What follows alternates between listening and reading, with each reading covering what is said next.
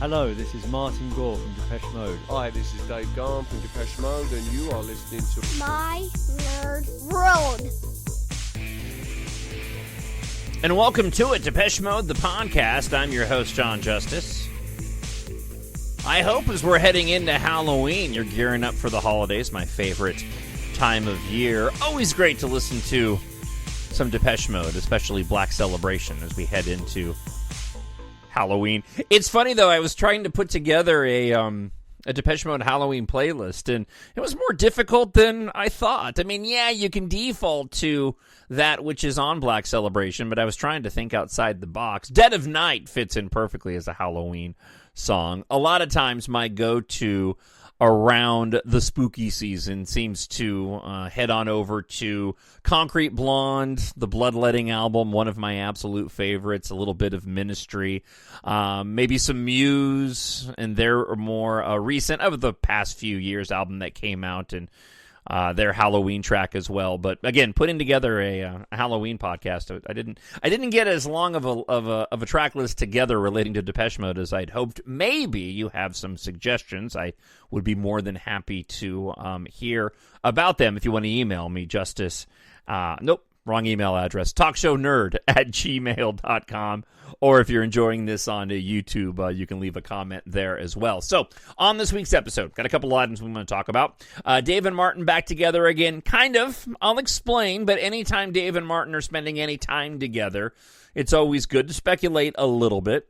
A Peter Gordeno interview that slipped past me that I have a few snippets of. The track that Martin Gore considers the most R&B, maybe rap track that Depeche Mode's ever done. And then we have your emails this week. Again, TalkShowNerd@gmail.com or comments coming from YouTube. So first, let's start here. I was noticing photos of Dave and Martin with fans, but also together, pictures I hadn't seen before of them out in public. And I was scratching my head a bit because it looked as if they were both traveling, and I wasn't 100% sure whether or not these photos were taken from during the Memento Mori tour or this was something new, and it turns out it's something new. Dave and Martin were both traveling with their families to Rome, in Rome, for a wedding recently. I actually used a photo that I pulled from the Depeche Mode fan shop on Instagram that had posted a number of photos of Dave and Martin, not only at, I believe, a dinner, arriving at the hotel, and some selfies with fans as well. Nothing more to report coming from Dave and Martin going to this mutual friend's wedding, except to say that whenever we hear about new projects from the band throughout the years, especially post Alan Wilder, typically those stories start with, we ended the tour, we spent some time apart, and then we began talking again and decided to move forward. So in my view, anytime you got Dave and Martin together, after, again, an era, this being the Memento Mori era, especially so soon, you never know what these two are going to be discussing. And potentially it provides the opportunity at a celebratory, joyous event for them to ponder the future and whether or not they want to do anything. At a bare minimum, they'll be talking about what their own personal projects are. So you never know. This particular traveling engagement of both of our favorite singer and songwriters could eventually, potentially, I'm just speculating, lead to, hey, we got together for this wedding, started talking about the future, and decided why not start sharing ideas for a new creative project. Dave and Martin are both creative people. Surely, on the last tour, they showed they still have a lot of stamina and a lot of life in both of these guys. We're still waiting, and I'll talk about this with the listener email coming up, for those tracks, those fully produced tracks from Memento Mori that haven't been released. But when I saw the photo of the two of them together, I couldn't help but think, wow, I wish I were a fly on the wall for the conversations that they could potentially be having at this mutual friend's wedding. In the meantime, this slipped past me. I found this on the Depeche Mode home forum. It was an interview with Peter Gordeno. It was in Spanish, but this goes back to September. I just happened to miss it. There wasn't a ton of Depeche Mode-related items in the piece itself. I grabbed what little there was and what was shared on the home forum. One of the quotes, translated from Google, was, "If Depeche Mode continues to play, go on tour, and work on new albums, it is because we are dedicated to continuing to improve our music." And again, it's an interesting quote. It doesn't really mean anything except to say that he certainly hasn't put it out of the realm of possibility that Depeche Mode could continue to go and make music together and even go so far as to produce an entire album and a tour. Complete speculation on my part, but given the success of Memento Mori and what, in my view, was perceived based off the promotion and the way that it was handled, the album wasn't looked at to be a massive success, or at least wasn't expected to be the massive success that it ended up being, with it being praised the way that it was as one of the best albums since going back to Ultra or Songs of Faith and Devotion. You know, you can't help but wonder, as I've speculated, especially with the wrap-up of the tour, you know, if that means that, you know, they want to continue and try to continue to make the next great album, or if that was enough and they call it quits. The other comment that Peter Gordeno made, and this may have been mistranslated a bit, the preceding content seems to be about performing and not songwriting, but the quote was, on our last tour, we were fine. There was a feeling of unity, even though we didn't have Andrew. Martin and I wrote acoustic songs, which is new. Now, that I remember hearing from fans at the time, that Peter had actually made comments to some people that he met that there was writing that was taking place on the tour itself, and I believe that Peter Gordeno had even hinted that perhaps this could be something that may make it on a future release. The other part of this, too, that I wanted to add is Peter's role in the band and writing with Martin.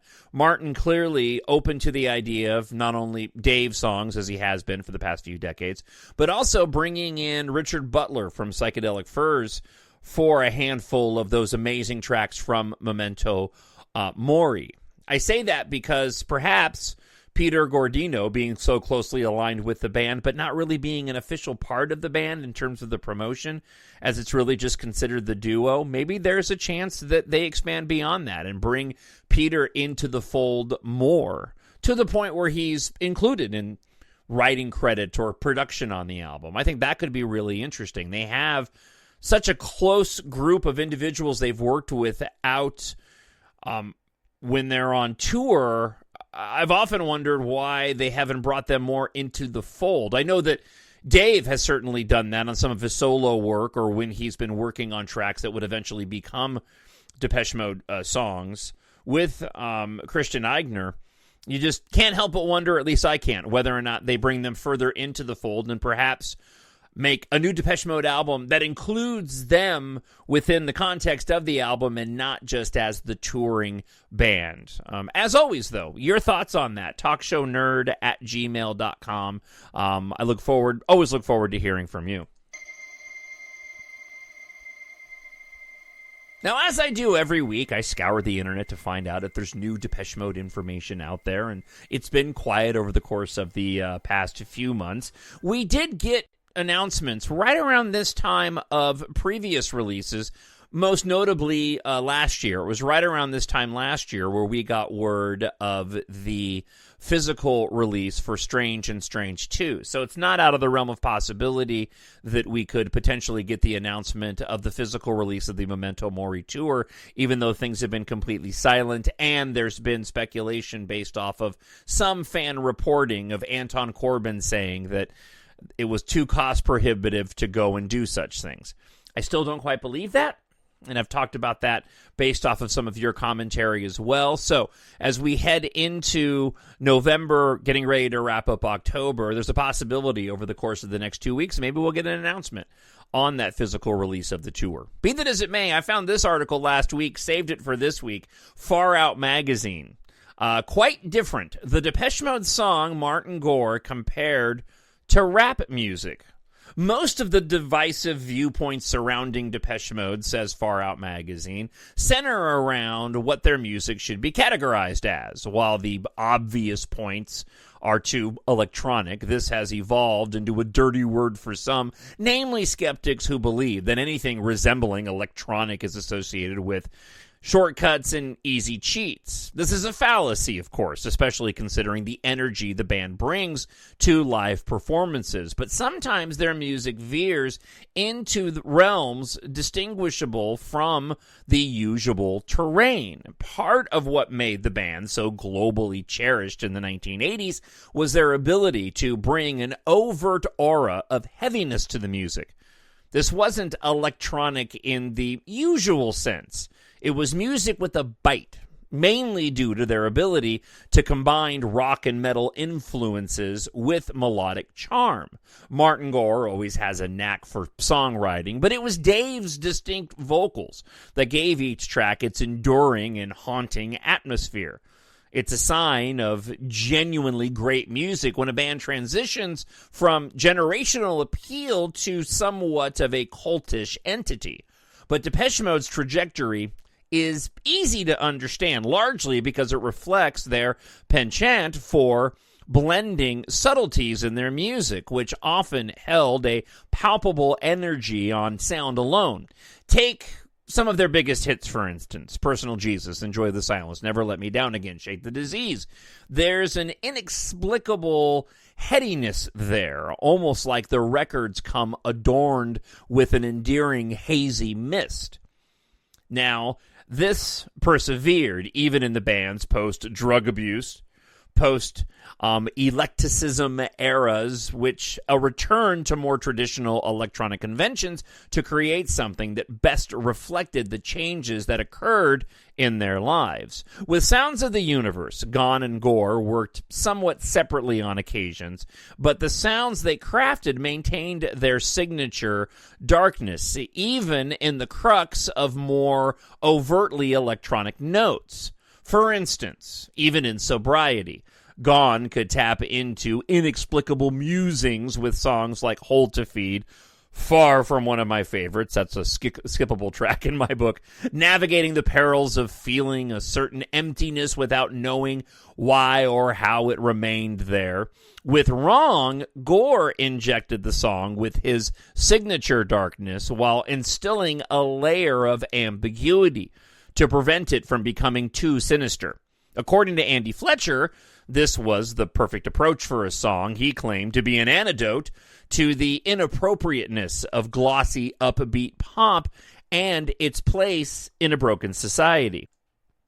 Now, as a result, it plays out like something of a rant, with Gahan listing all the ways he feels out of place in today's world, like a defeatist chant, the venting kind that feels like a necessary burst of negative relief. There's something wrong with me chemically, something wrong with me inherently. Gahan sings with the consistency of his conjecture, reflecting something outside of their usual territory, almost R&B-like. This wasn't entirely an accident. The rap feel mirrors the song's sentiment perfectly, upholding its despaired core with unrelenting fervor. According to Gore, this was the closest they'd ever gotten to releasing an R&B-style song, making it difficult to categorize.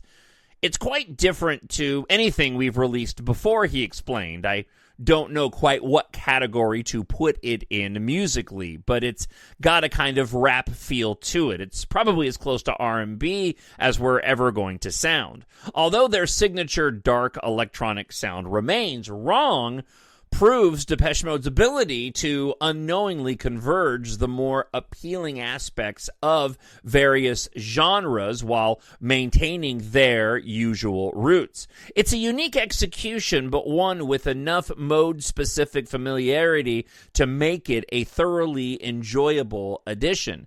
You know, I remember Wrong being one of those tracks that my friends who were not Depeche Mode fans had reached out to me knowing I was a massive Depeche Mode fan and expressed how much they enjoyed that track. It's probably one of the standouts on Sounds of the Universe. Also Corrupt, which doesn't get nearly as much credit as I feel like it deserves, even if that song does echo some of their other tracks. Wrong doesn't feel out of place on Sounds of the Universe, in my opinion.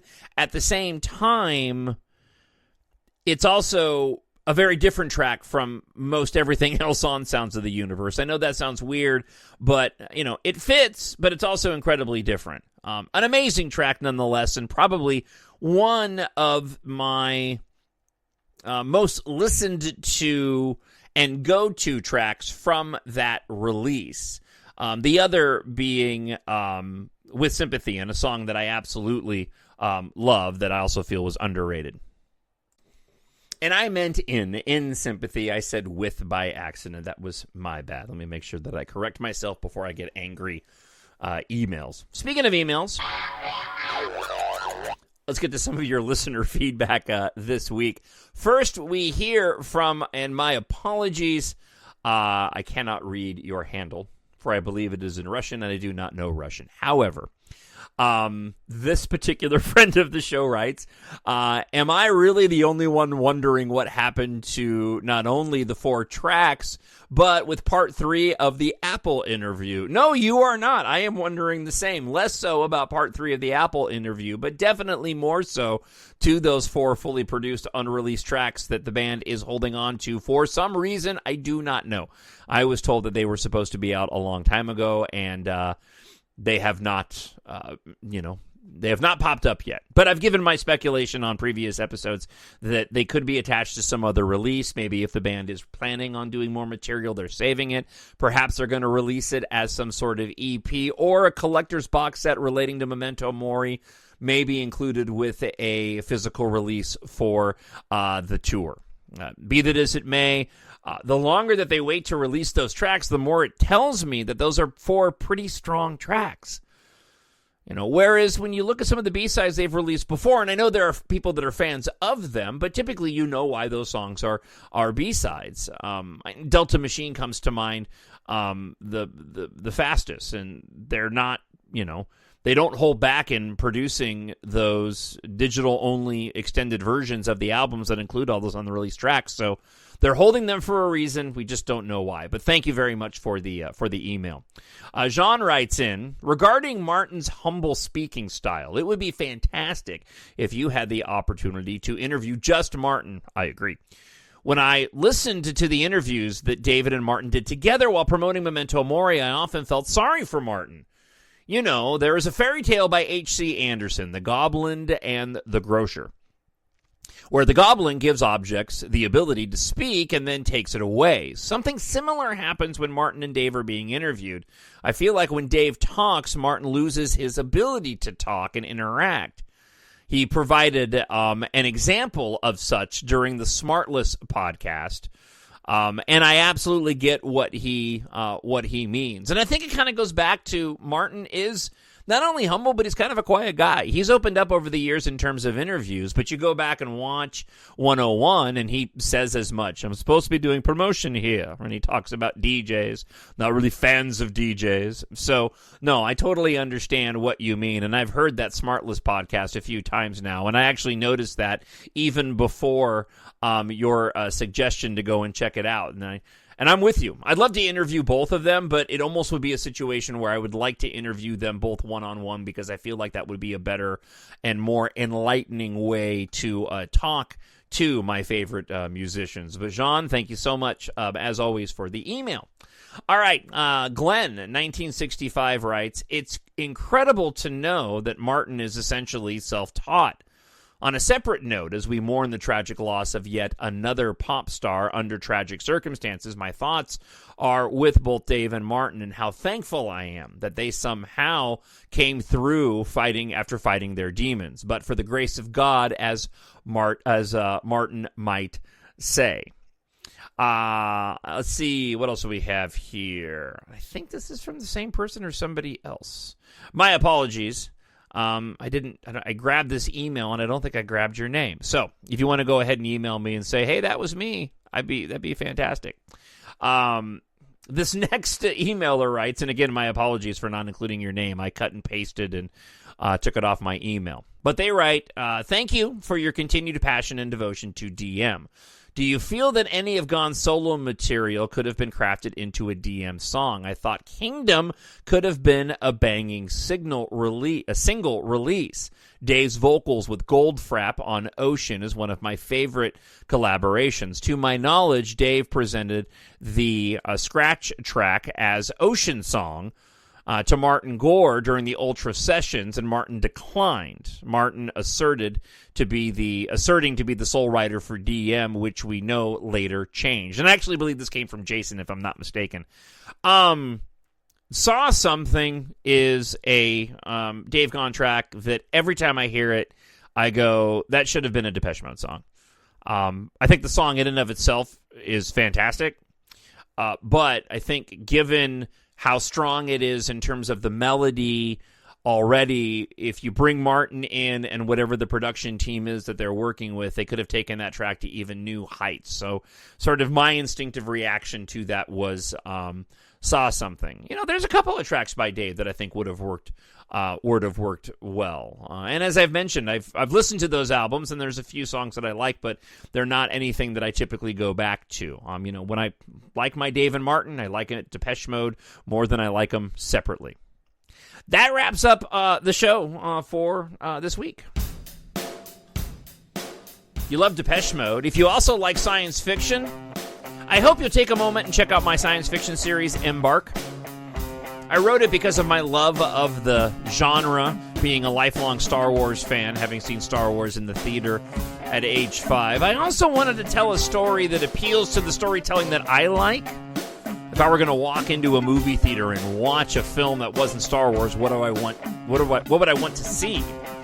The first book in the 7-book series of Embark is kind of a mashup of all the different genres that I love. Science fiction, space opera, post-apocalyptic, tales, destruction of Earth, that kind of thing.